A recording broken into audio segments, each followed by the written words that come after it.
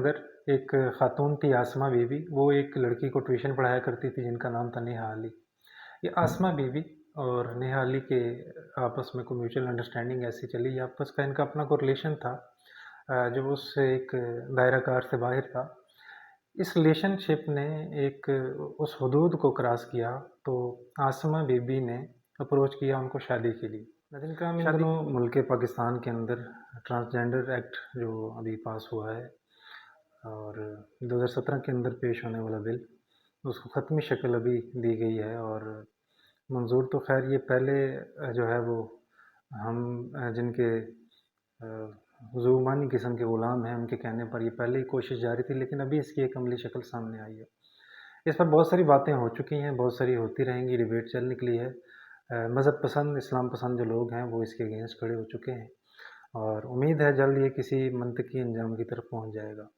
سردست میں آپ سے جو مخاطب ہوں، اس کے ایک ایسے پہلو پر جو شاید آپ کی نظروں میں نہ آیا ہو یا آپ اس سے لا علم ہوں۔ بہت سارے لوگ اس کے متعلق جو دین پسند طبقہ ہے، اسلام پسند طبقہ ہے، اسے شکایت کناں نظر آتے ہیں کہ آپ کو اس سے کیا تکلیف ہے۔ کوئی بھی بل جو ہے وہ کسی انسانی مقصد یا انسانی صنف کے متعلق ہو، مولوی اس کے اگینسٹ نکل آتے ہیں اور اس بل کو ایک مذاق بنا دیتے ہیں، اور اس میں کسی بھی طبقے کا قانونی اگر تحفظ ہے تو آپ کو کیا تکلیف ہے۔ یہ اس کی کوئی ایسی اگزامپل آپ کے سامنے سیٹ ہو چکی ہے کہ جس سے آپ بتائیں کہ اس سے اتنا نقصان ہوا ہو، یا آپ جو کنٹرڈکٹ کرتے ہیں کوئی دو تین چیزیں ہیں ان میں اس نے کوئی خلل ڈالا ہو۔ بہت سارے لوگ اس میں بات کر رہے ہیں، اور اگر آپ میڈیا کو دیکھ رہے ہوں تو ڈیبیٹ چل رہی ہے، اور اسلامی قوانین کا، اسلام پسند لوگوں کا جو مذاق آج کل اڑایا جا رہا ہے وہ بھی آپ کے سامنے ہے۔ میں اس ڈیبیٹ کو تو چھوڑتا ہوں، صرف ایک ایگزامپل کی طرف آپ کو کی توجہ مبذول کرانا ہے، اور بڑی ضروری ہے اور ایک پیش خیمہ ہے کہ اگر اس قسم کے بل آئندہ بھی پیش ہوتے رہے اور ان کو ایک عملی اور ختمی شکل دے دی گئی تو کیا کیا نقصانات ہو سکتے ہیں۔ ناظرین کرام، سینیٹر مشتاق صاحب نے بڑا خوبصورت جملہ، اور اس سے زیادہ بہترین تجزیہ نہیں ہو سکتا اس بل کے متعلق کہ یہ ثقافتی دہشت گردی ہے۔ کس پر؟ ہماری حیا پر، ہماری اقدار پر، ہماری آئلی زندگی پر۔ ایک پوائنٹ لیجئے گا، آئلی زندگی، یعنی اس بل نے تقریباً 3 چیزیں متاثر کی ہیں جن میں قانونی وراثت ہے، آئلی زندگی ہے، حیا اور اقدار ہیں ہمارے، اور بہت ساری چیزیں بھی ہیں لیکن بالخصوص یہ 3 چیزیں ہیں۔ آئلی زندگی کیسے ہے کہ ایک شخص جو ہے وہ اپنی سیلف پرسیو آئیڈینٹی کے متعلق اس کو جو اس کے احساسات ہیں وہ ان کے متعلق کہتا ہے کہ نہیں، مجھے یہ فیل ہو رہا ہے، میری جنس یہ ہے اور میں اس جنس کو یوں کنسیڈر کروں گا، میں مرد نہیں عورت ہوں، اور پھر اگلی زندگی وہ یوں گزارنا چاہے۔ 28,000 سے زائد جو لوگ ہیں وہ ایک غیر مصدقہ جو ذرائع ہے اس سے معلوم ہوا کہ وہ جنس چینج کروانے کی اپلیکیشنیں دے چکے ہیں یا کروا چکے ہیں، ہمارے ہاں جو نادرا کا ڈیٹا ہے۔ ان میں ایک ایگزامپل ہے وہ آپ سے شیئر کرنی ہے، ایک واقعہ ہے جس نے خاندان کے اندر ہلچل مچا دی ہے۔ ٹیکسلا کے اندر ایک خاتون تھی آسمہ بی بی، وہ ایک لڑکی کو ٹیوشن پڑھایا کرتی تھی جن کا نام تھا نیہا علی۔ یہ آسمہ بی بی اور نیہا علی کے آپس میں کوئی میوچل انڈرسٹینڈنگ ایسی چلی، یا آپس کا ان کا اپنا کوئی ریلیشن تھا جو اس سے ایک دائرہ کار سے باہر تھا۔ اس ریلیشن شپ نے ایک اس حدود کو کراس کیا تو آسمہ بی بی نے اپروچ کیا ان کو شادی کے لیے۔ شادی کے لیے اپروچ کرنے کے بعد اس آسمہ بی بی نے اپنا جینڈر چینج کروایا۔ جینڈر چینج کروا کے انہوں نے اپنا نام رکھا آکاش علی۔ اب آکاش علی جو پہلے خاتون تھی اب مرد کنسیڈر ہوا، بالکل سیلف پرسیو آئیڈینٹی، خود ساختہ محسوسات کی بنا پر ان دونوں کی آپس میں شادی ہو گئی، آکاش علی اور نیہا علی کی۔ آکاش علی جو خاتون ہے اور پہلے ان کا پرانا نام جو تھا وہ آسمہ بی بی تھا۔ اب جب یہ واقعہ آگے کھل کر ان کے والدین کو، ان کے دیگر لوگوں کو پتہ چلا تو اس کے والد صاحب، جو لڑکی تھی نیہا کے والد صاحب، پہنچ کے کورٹ کے اندر۔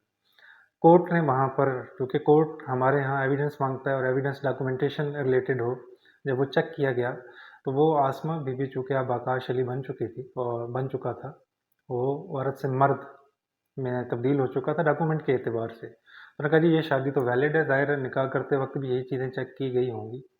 اب جب یہ کورٹ نے اس کو اس ڈیسیژن کو، یعنی اس فیصلے کو اسی جو اصولی بنیاد بنتی تھی ڈاکومنٹیشن پر باقی رکھا۔ اب والد صاحب جو تھے وہ نیہا کے، جو لڑکی تھی وہ اسلام پسند غیرت مند آپ کہہ سکتے ہیں وہ تھے، انہیں اس بات کا ڈر تو نہیں تھا کہ یہ شو آف ہو جائے گی بات اور یوں پھیلتی چلی جائے گی۔ بہرحال اپنی اقدار اور اپنی حیا اور اپنا جو ایک आईली ज़िंदगी की बका के ज़ामिन है, उसको देखते हुए वो मैदान में उतर पड़े और उन्होंने अप्रोच किया फिर Lahore high court Rawalpindi bench को।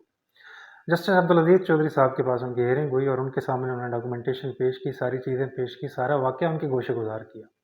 ये शायद भी कोई सलीमुल फ़ितरत शख़्स थे, इन्होंने जब देखा तो बड़े हैरान हुए और परेशान हुए, ये कैसे मुमकिन है?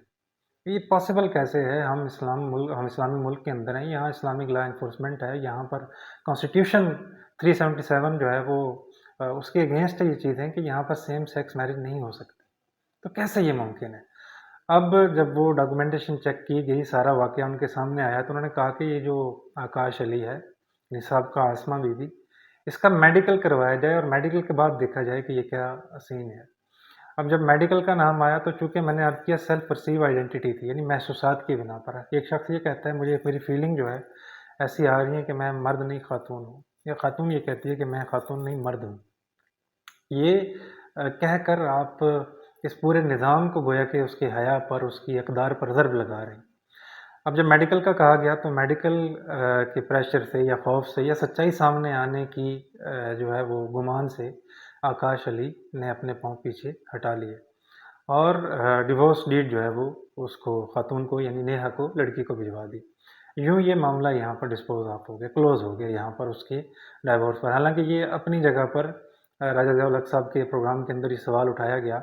ये अपनी जगह पर ये सवाल कायम है कि जब वो निकाह मुनअक़िद ही नहीं हुआ था तो तलाक का क्या? चूँकि लेकिन इश्यू हमारे यहाँ ये अदालती निज़ाम एविडेंस, एविडेंस, एविडेंस और डॉक्यूमेंटेशन वाला एविडेंस वो माँगती है।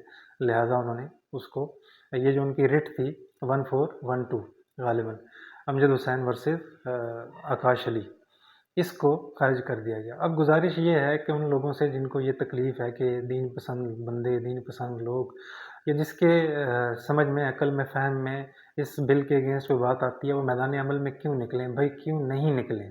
ये मुल्क इस्लाम के नाम पे बना था। इस्लाम के नाम के लिए हमारे बुज़ुर्गों ने, हमारे अकाबरीन ने, हमारे आबा व अजदाद ने कुर्बानियाँ दी। इस्लामी कवानीन के नाम पे ये बना था। यहाँ पर अगर अल्लाह के अज़ाब वाले कानून बनाए जाएँगे, नाफ़िज़ किए जाएँगे और इस किस्म की एग्ज़ाम्पल सेट की जाएँगी, तो मेरा नहीं ख़्याल कि सिर्फ़ मुसलमान ही नहीं, हर ज़ी शऊर तबका, हर अक्लमंद तबका इसके लिए निकलेगा। और आप अहबाब से भी, नाज़रीन से भी गुज़ारिश है कि इस पैगाम को ज़रूर शेयर करें। उन लोगों के मुँह पर तमाचे की सूरत में जो ये कहते हैं, मौलवियों का काम ही इस किस्म के इश्यू को लेकर सियासत करना है, कि ये सियासत है या आइंदा आने वाली मेरी या आपकी नस्लों की बका का ज़ामिन है। इसलिए जब तक ये शऊर बेदार नहीं होगा, हम यूँ ही जो है वो एक दूसरे को कोसते रहेंगे और बजाय एक दूसरे को कोसने के इस किस्म के मौके पर मज़बूत होकर, यकजा होकर इत्तेफ़ाक़ी और एक तवाना आवाज़ बुलंद की जाए कि उन लोगों तक ये पैगाम जाए कि यहाँ पर जब तक इस्लाम पसंद ज़िंदा हैं, तब तक इस किस्म का कोई बकवास, कोई एक्ट, कोई इस किस्म का ऐसा गंदा कानून नाफ़िज़ नहीं हो सकता। इस पैगाम को आगे भी शेयर कीजिएगा और मज़ीद तफ़सीलात इंशाअल्लाह आपसे इसके मुतल्लिक़ शेयर करते रहेंगे। हमसे जुड़े रहिएगा। अस्सलामु अलैकुम।